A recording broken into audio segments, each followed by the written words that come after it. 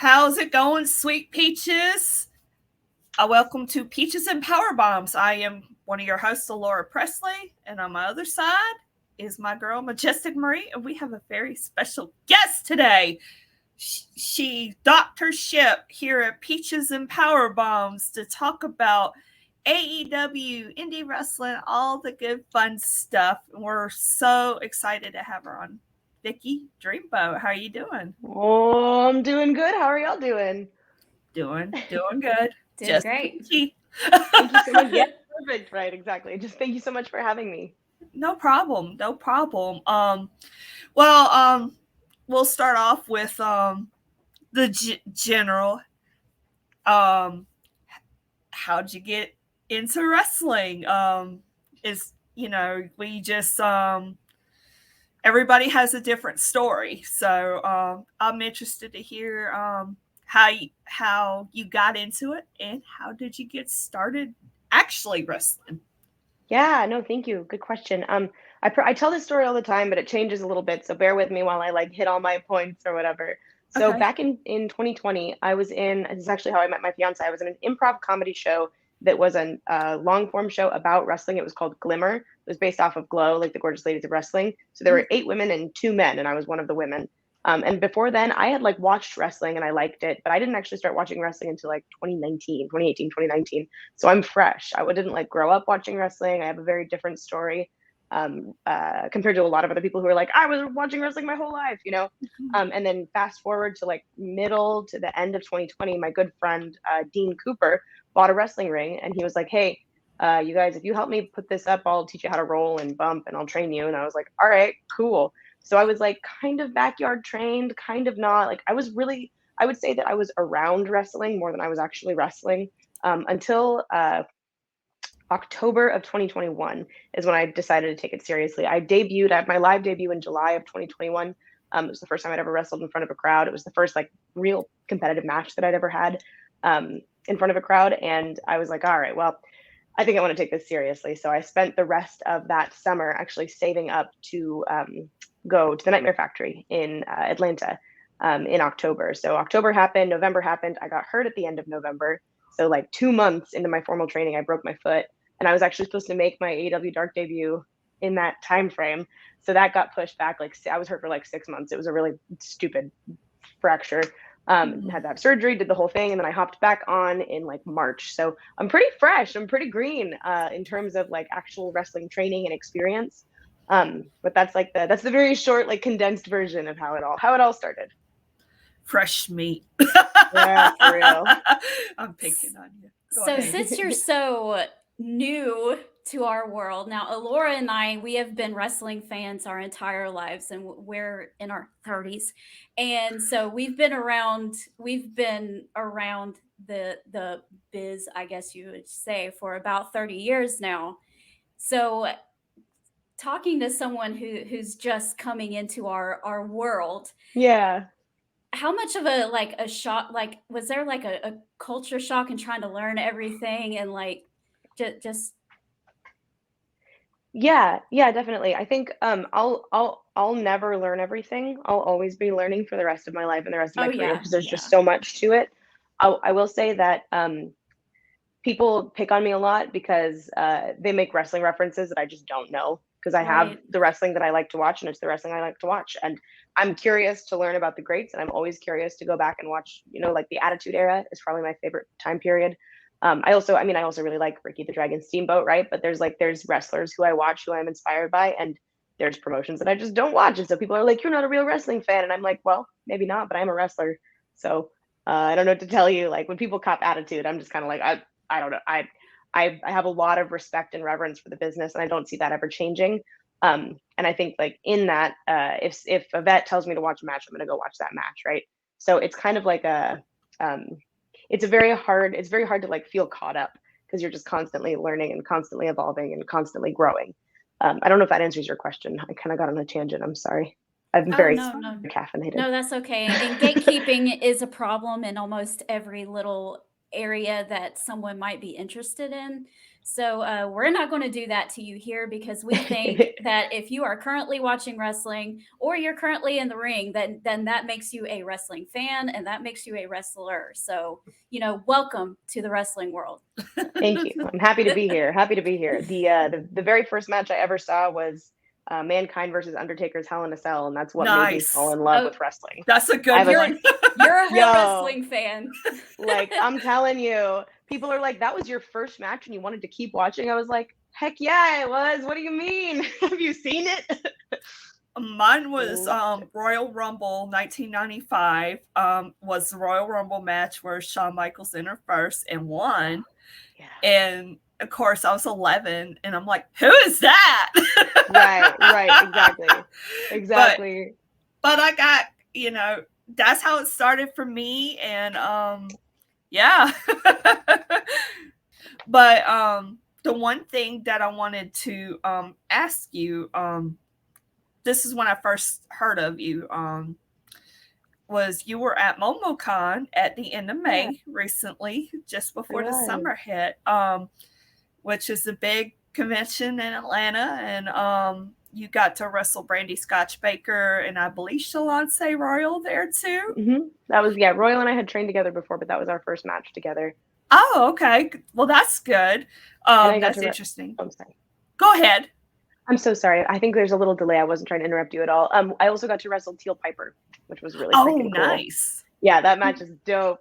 I was so excited. I was like, what? So that happened. Anyway. That is awesome. So what was that whole experience like for you? Wrestling legacy and yeah, it was cool. I had never done any convention wrestling before. And actually I think that was like my 7th, 8th, 9th, and 10th matches. And I won the championship on the last one, the women's championship for Stranglehold Championship Wrestling, which was like an incredible honor. It was congratulations. Thank you. Yeah, man, still the reigning champ.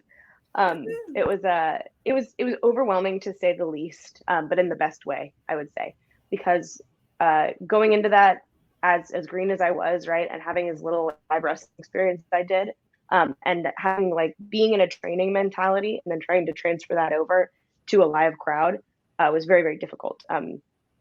I was lucky because I think that I had just 2 or 3 weeks before been to the Dark tapings, and so I had been able to like extrapolate just a ton of knowledge and wisdom from a bunch of people, just by being there, and then by like talking to people who were signed, right, who had all this experience. So I was kind of like, I had a lot of voices in my head the whole time that the convention was going on. Wrestling Teal and Demos was really, really cool because they're both just amazing. Wrestling Shalonce was awesome because I knew her before, and so like we were able to plan. That was one of the more complicated singles matches I've ever done. And then wrestling Brandy Scotch Baker for the championship was just exhilarating. We had the biggest crowd, I think, for that match between the two of us that we had the entire convention. And that's just anecdotally. I was there, so I might have, maybe there's matches I missed, but I'm pretty sure we drew the most just because they were like, they knew it was a championship match. People who had been watching for several days in a row kept coming back to see us. People who had never seen wrestling before were sitting in the front row, like watching me chop somebody right next to him, and they were like, oh my God, what's happening? So I think it was a really, really cool, it was a cool experience to see like wrestling fans and then like just totally brand new people who had never seen wrestling before live get that whole spectrum of people in the experience. You mentioned that you kind of came across wrestling through improv comedy. So how long have you been doing improv comedy? Yeah, so I started watching wrestling before I started doing improv, and I was interested. I was attracted to that particular show. Sorry, the timeline is weird. I was attracted to that show because I had just started watching wrestling like a year prior. I would say that I've been doing improv on and off for 2 years, but consistently for about a year. It's kind of the same thing as wrestling. It all kind of started at the same time. Right. I haven't been performing improv for very long. My fiance owns an improv comedy club here in Jacksonville, Florida, and so I help manage it and I perform there as well. So short answer, about a year on and off. Cumulatively, because there was like that whole dark period of 2020, 2021 where you just couldn't do anything. Yeah. With improv comedy, well, improv in general, I think that in wrestling goes hand in hand. And this is kind of Marie's question too. How does that help you in wrestling? I don't know if you got a chance to cut a promo or not, but like I say, improv, that kind of goes hand in hand. And if you did, has it helped you out in any way? Oh yeah. Almost every promo I've cut has been a surprise to me. A live promo that I've cut. I've only cut a couple live promos. I've cut promos in front of Cody and coaches Cody, QT, and Glacier, which was very nerve-wracking, but those ones I had time to plan, I mean, Cody's amazing about giving notes though, so it was fine. No pressure at all, right? It was like, honestly, I thought it was going to be scarier, but doing them live was way freaking worse. And I'm a performer. Like, I've been performing my entire life, just not wrestling or improv, right? But because I had those promo classes in the Nightmare Factory, I think that's the reason that I was able to go in more confidently. And I think the improv skills really, really played into it, because I'm very comfortable, like, having no idea where something is going and then making something out of nothing. And in both instances, or the few instances where I've had to cut promos where literally, like, I won a match, the promoter came into the ring and was like, "You got your promo ready?" And I was like, "Sure," because the promoters hadn't communicated to each other. So one promoter thought that the other one had told me that I was cutting a promo after I won this match, and it had not happened. And I wasn't mad about it at all. It was actually a really, really good learning experience. But I was like, okay, good thing your job is literally improv, dude. Like, let's make it happen. And the crowd really liked it. I don't know how, I don't know why. I kind of blacked out, so I don't remember what I said. I'm sure it's on video somewhere. But I think without improv experience, I would have been completely screwed. Right, because with improv, you have to be able to think on your feet and to and to be able to turn nothing into something. And so I think that's something, you're pretty new, and I'm not going to talk down on you or anything, but you're pretty new. But that is something that really is kind of missing in pro wrestling right now. Like, they used to have to do that all the time back in the day, is to be able to think on their feet and be able to just talk off the top of their head. Nowadays, it seems to be more scripted. So you can kind of tell when they're talking off the top of their head, because it looks like deer in headlights, and they're like, "I will beat you up" type thing. So that kind of that's really going to help you. So kudos to you, for being able to do stuff like that. Thank you. I appreciate that. Yeah, I think if you look up Vicky Dreamboat promo on YouTube, 2 of the several, however many live promos that I've done just on the fly are on there. And I've watched them, and I have my own criticisms for myself, because we're all our worst critics. But I think I'm a much better promo than I am a wrestler. I think that'll always be true. Is speaking of cutting promos in front of Cody, etc. You had some matches on AEW Dark. You've faced off with Abaddon, I think Robin Renegade, which Abaddon, oh my gosh, she is such a character. Terrifying. And we asked a couple other people this question too. AEW obviously has so much talent, from whether they're rookies or they're in their prime or they're legends, sitting under that learning tree of somebody like Dustin Rhodes. And were you being at those tapings, were you able to get advice from people like that? And if so, what kind of advice did they give you? Yeah, that's a good question. I'm trying to remember everything. The taping days are so they're so hectic. And just like, from a baseline of respect, if I don't know somebody well already, if they're not my coach for a match, I'm not about to be like, "Hey, what's up? I'm Vicky. Tell me what I should do to succeed." You know what I mean?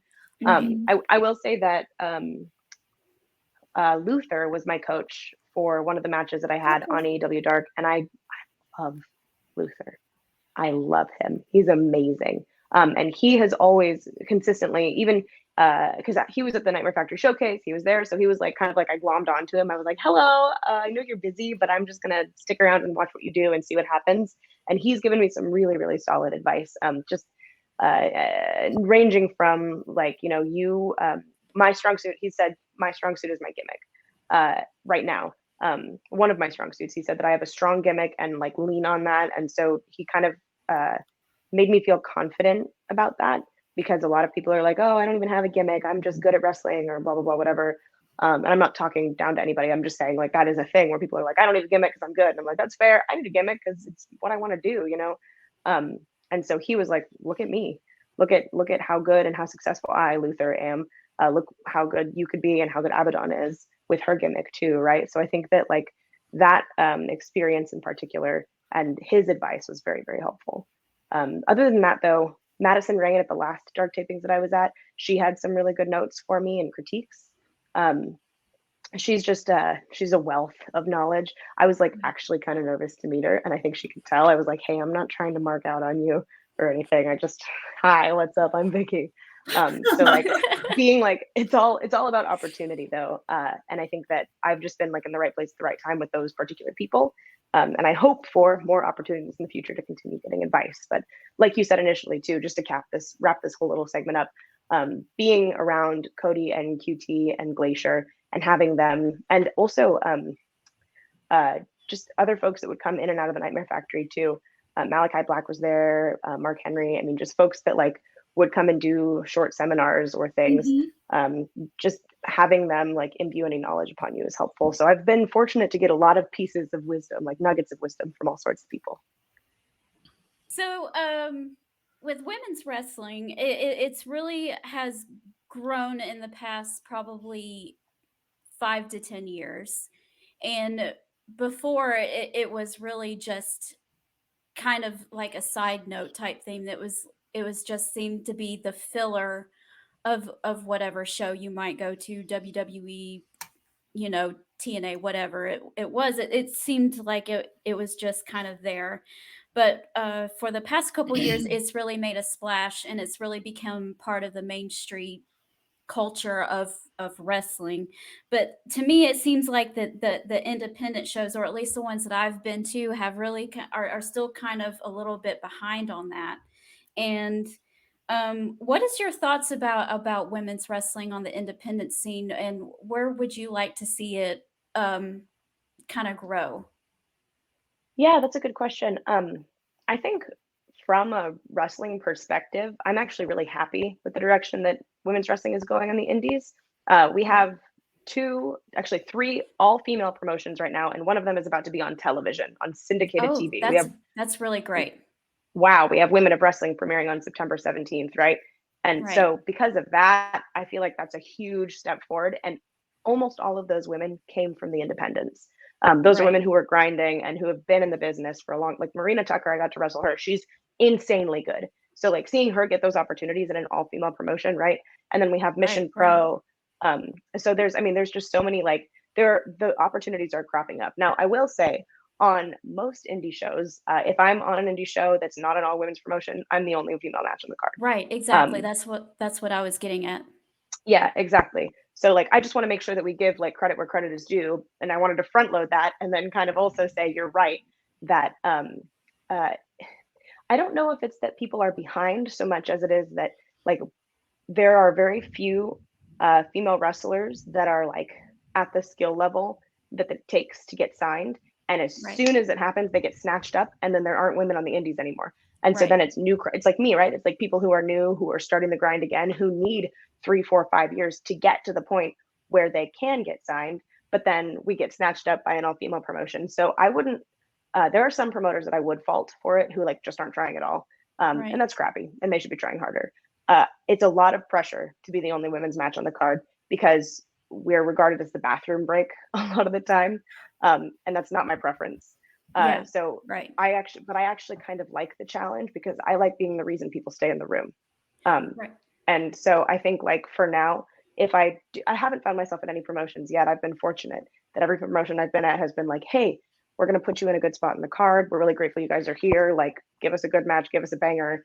You have more time than all the boys. Enjoy. And we're like, yeah, all right. That's great. That's great. I noticed that, like, because I was scrolling on your page and trying to find a little bit more about you and everything, and I noticed that there was there's a promotion down there in Jacksonville where you're at, and you said that you were the first full women's wrestler on their roster. Well, How the only one. Yeah, how does that feel, and do you feel any pressure from that in trying to build up that roster's women division? Yeah, that's I feel a lot of pressure. They've had women wrestle for them in the past, but they've never successfully had a women's division. I think they say they've had women. I think they've had women's matches, but I'm the only female that trains at their facility. It's Continental Okay. Championship Wrestling. I'm the only one in the entire Jacksonville area who trains at that facility now, because I'm not living in Georgia anymore for Nightmare Factory, right? Right. The owner is the promoter is amazing, and he's super excited to be building a women's division, but he likes homegrown talent. So I'm the only talent that he's going to bring in that isn't homegrown. And it's very hard to find women who are interested in wrestling who don't go to a big name school, right? So I'm super stoked on that. It just feels like a lot of responsibility to try to like pull women in and be like, hey, come be part of our division. But it is very cool to be like in a sea of dudes. Like Vicky Dreamboat is the women's roster right now. Right. And it's going to be cool for about 5 more minutes, and now I'm ready to build it and have a bunch of girls to wrestle with, because that's what I want. Ultimately, it's like I want us to have maybe not an equal amount, but at least enough that we can have multiple interesting matches and be churning women out of the school who are all good and who are all capable. With you doing all this stuff, is there any other goals that you are thinking of when it comes to women's wrestling, in terms of what does Vicky Dreamboat want to do? What do you hope to set to accomplish? It could be something that you thought of for a long time or an idea. So, yeah. Do you mean specifically in wrestling or in life, or both? It can be both, because I know you do a whole lot. I feel like anything that you do can go hand in hand. So you're building up quite the resume. So thank you.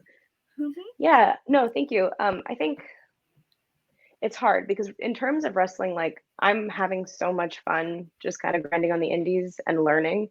I don't want to get any big opportunities until I feel like I've been ready for them.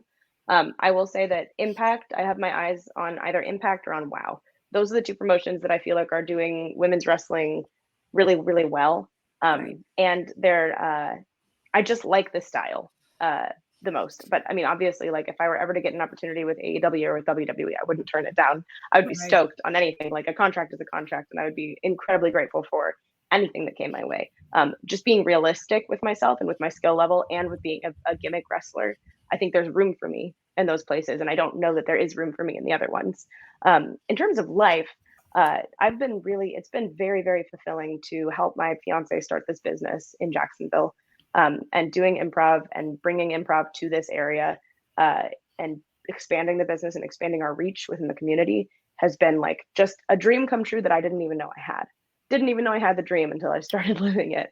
Right. I'm also starting a boat company here, where I'm going to be running tours, and I'll be in charge of all of that. And I'm again, not to self high five, but a little self high five. I do think of myself as kind of a natural leader. That's just something that I think that I've been good at for a long time. And so whether it's leading the CCW women's division or literally like driving a boat and leading people that way, I find a lot of joy and fulfillment from that. So all of my long-term goals are really like coming to fruition. It's just kind of like right now I'm on the path, and so it seems, I don't know, it sounds dumb to be like, I want to have a house and be doing things full time that bring me joy, but like that's what I want, man. I think that's the dream for everyone, is to be able to find something that they truly enjoy, and just let that enrich their lives.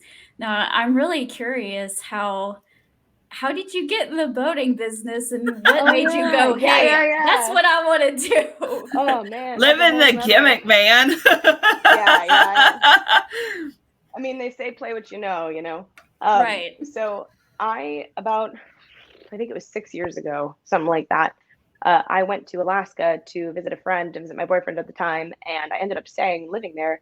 And I met the owner of a boat company in a boatyard, and he was like, "Yeah, we'll try you out for a week, and as a deckhand, see how you do." And I worked for him for 5 years, and I became one of his managers of the company, and I was the first female captain in training. There were 2 other women who were already captains there, but I was the first one who like got my captain's license and got to train as a captain on the boats there. So it very similar to wrestling, actually. It just kind of fell into my lap, which is weird because it feels like a lot of this stuff just happens.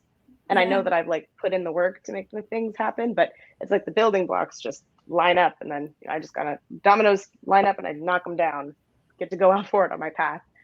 That's also a short version of that story, but I was living in Homer, Alaska for 5 years to get all my sea time for my captain's license. And then once I had it, I worked for a couple boat companies in Seattle, and ended up working for the guy that I'm partnering with right now to make this boat company happen here in Jacksonville. And the rest is history. Okay. Wow.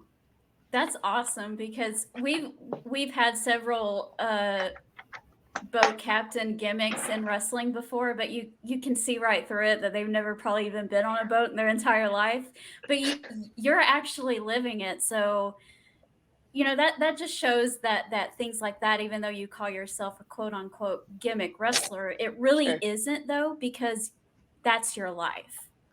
Yeah, it is very close to my heart and true too. I think I'm good at coming up with boat puns very quickly because of it, and because of improv. Probably we do a lot of puns in improv. Exactly. So you're just kind of bringing everything that you're passionate about into wrestling, and I think that's just a recipe for success. Thank you. One of the things I've always heard when you're in wrestling is that your gimmick or your character should be a part of you, and I think that's very easy for you. So good for you. Yeah, thank you. Oh gosh, I definitely don't think I could do it any other way. Like, eventually, if I make a heel turn, we all got a dark part of ourselves. I just have to figure out how to be like piratey or less, goofball captainy, which there's a little bit of that in me too. So we'll make it all happen. Going back to your strong points that Luther was telling you about earlier, the one thing that I noticed when I watched your stuff, they were commenting on your ring awareness a lot. Would you consider that one of your assets? Obviously there were good comments. I didn't hear no bad comments, but in addition to your gimmick. Sorry, I just had a whole comedy sketch in mind where the commentators just rip me a new one. That'd be really funny, but no, just bad commentary. No, so I actually I've never thought of it before. And I think the reason I've never thought of it is because I didn't used to have any ring awareness. And now, and I'm still working on it. Like, I'm not a pro, right? I'm not a vet, but so many things are just second nature, like turning the right way and understanding where you are, understanding how far you need to be. So I've actually never thought of it, and I'm glad that you pointed it out. I don't even know what match you're talking about, to be honest with you. And so now I'm going to go back and listen to commentary because I've never even thought about that. And it's kind of like exciting to me that was a thing that anybody noticed. I think it was T Gaines. Oh, okay. It was either T Gaines or, you said her name earlier and I forgot that quick. Shalance? No, not Shalance. Began with an M. Oh, Marina Tucker. Thank you. Yes, yeah. It was on the tip of my tongue. Well, I will say anything in the match with Marina Tucker that looked good because of her, and same with Royal too. Like, those girls can wrestle, but I'll take it. I'll take whatever. I actually, a lot of like the things that I think I'm bad at. And I don't know if this is just true for like women in wrestling or women in general or some personality types. I don't know. I don't want to categorize it, but I have noticed it more with myself and with other female wrestlers that we give ourselves a really hard time for like the minutia, and we don't focus on the bigger picture of like, oh no, the crowd enjoyed the match and everybody had a good time. You told a good story. And at the end of the day, like, that's what matters. Nobody's really that worried that your face wasn't exactly in the expression that it should have been, or like that this particular move didn't look quite as crisp and clean, because at the end of the day, like, it should look like a fight and it should be something that the crowd is enjoying, right? So I have a very hard time like sitting back and going, oh wow, I've learned a lot and I've come very far. And that was another thing that Luther was really good about saying too, that all of the coaches at the Nightmare Factory are good about, is like, acknowledge where you started and acknowledge where you are, right? But I have little heart flutteries because he said a nice thing. Thanks. Of all your matches, you've had quite a few matches on AEW Dark, like we said earlier. And I'm pretty sure even, I know the one with Abaddon wasn't long, but I think if you ever heard the term maximize your minutes, I think that really applied in your match with her. But of all the times you've been on AEW Dark, is there someone that you have worked that you really enjoyed and would love to work again one day? Oh man, it's hard to say. Every match, I've had as of today's date, as far as the public knows, I've had 3 matches on AEW Dark. Okay. And I've enjoyed every single one of them. I love Robin Renegade so much. I think that any opportunity I could get to wrestle either her or Charlotte, because honestly, they're just both incredible. Yeah, that would be what if somebody said, "Hey, you're going back to Dark and you get to pick your opponent," like the entire women's roster is at your disposal. Every single woman on that roster is somebody that I want to wrestle. I would still choose Robin. Mm-hmm. Yeah, both of them are incredible. I was at a AEW show a couple months ago in July, and they had a match on Is it Rampage? It was a Rampage, yeah. It was on Rampage, and they were only out there for a few minutes, and in just that few minutes, because it was the first time that I ever got to see them live, and they really was like, wow, they're really good. So talking about people who is like you, who didn't grow up in the business, didn't watch it as a kid, didn't start wrestling 10, 15, 20 years ago. Some names that come to mind is like Bianca Belair, who's just killing it in WWE, right? Yeah. And Jade Cargill, who is killing it in AEW. How much do you look up to them at all and being like, okay, they're just like me and they didn't grow up in the business and they're doing really well. I can do that too, or? Definitely. Yeah, 100%. I love Bianca Belair. I love her. I think she's amazing. And same with Jade too. I've trained with Jade a couple times off the record. I mean, she's a terrible heel. She's super mean. I would never hang out with Jade. No, I'm kidding. But I think that don't let her hear it. Right, yeah. I think that it is very cool to see women who have similar stories, or at least like the same story, but obviously with a different set of experiences, like make it, if that makes sense. Right. And in a very short period of time, because it gives me hope that I can accelerate. Because I'm, as far as the business is concerned, I'm starting old. I'm 27. I started when I was 26. And right. I'm old for a wrestler, as that's what I've been told anyway. And so like, and there's an element of it, which is like, I look younger than I am, which is helpful in some ways, like the number makeup or whatever. But it's also like your body gives out. You only have so much time before you can do this. So I want to make it count. I never want to do anything that's not worth the impact and the time, because every moment is super precious. So seeing them succeed in such a short period of time, yes, it is very inspiring.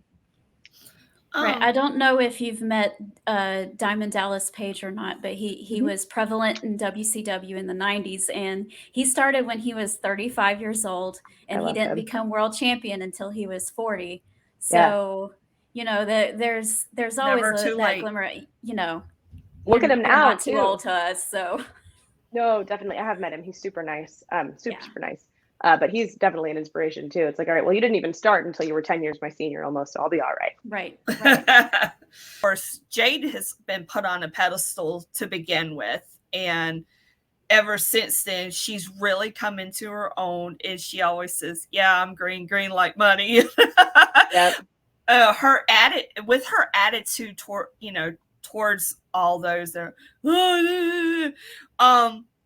have you, being that you trained with her a little bit and stuff, is there anything that you could take from somebody like her, as far as that goes? Sure. Yeah. I mean, when I say I've trained with her, right, like we've been at training together. Right. The folks who are assigned to AEW have a different training regimen, but obviously they were all training at the Nightmare Factory. So I didn't have one-on-one time with her. I don't want to misrepresent the encounter. Right. We've been around, like I know her, but we've trained together.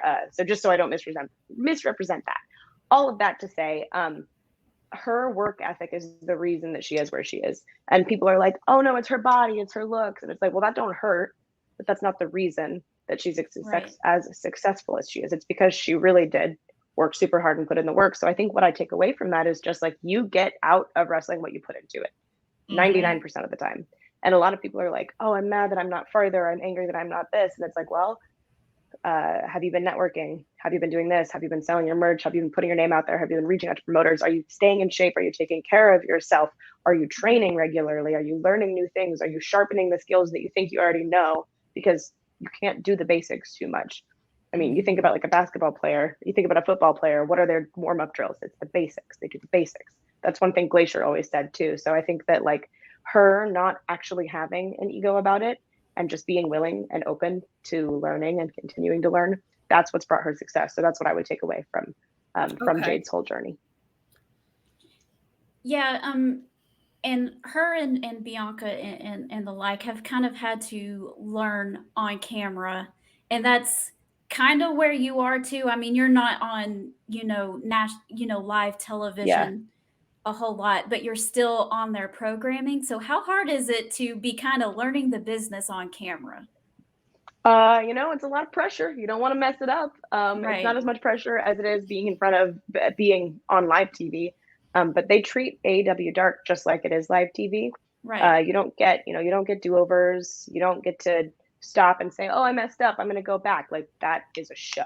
You're on camera, You're on a show. And I actually think that it's done nothing but help me, because I've learned in the moment how to position myself so that the more senior person can correct me. Right.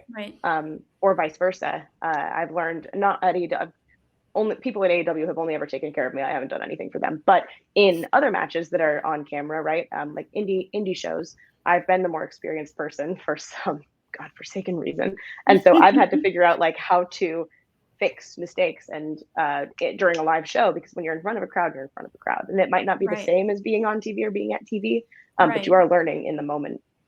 So I think that like I relate to them, but on a much smaller scale, because nobody's on Twitter talking about my gaffes or whatever, botches or whatever at the end of the day. Like, and they have to be super resilient, super good, super strong, super talented, and deal with all of that as well. So yeah, sorry, I'm trying to like restate the question, but I think that basically covers what I was trying to say. It's fine. It's fine. Yeah. AEW Dark, I think it's great all around because it gives people like you the chance. And then, you get other people on there too that may not necessarily get to be on Dynamite or Rampage every week. So all around, I think it's a win-win. Somebody else that I could think of in terms of started from nothing really, Trish Stratus. And totally, when you think of her, I mean, she did a lot for WWE. So that would be somebody else that would definitely contribute to that. Well, in the same category kind of thing. Right. I mean, it doesn't matter where you start, it's how you finish it, I think. So absolutely. And it's what you do along the way too. Yeah, she was always learning. If she wasn't in the ring, she was training in the ring. Exactly. Just watching her interviews and stuff, that's what she said. If she wasn't in the ring, wrestling out there, she was training. She was constantly learning. So yeah, I'm pretty sure she got some solid advice too. Definitely. Awesome.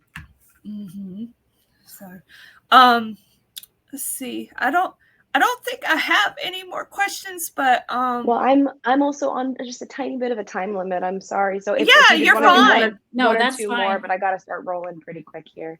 Oh yeah. No problem. Thank you. No problem. I appreciate it. Yeah, you're welcome. And thank you for coming on. And if you want, you just tell everybody where you're at, where they can find you, I should say. Oh yeah, definitely.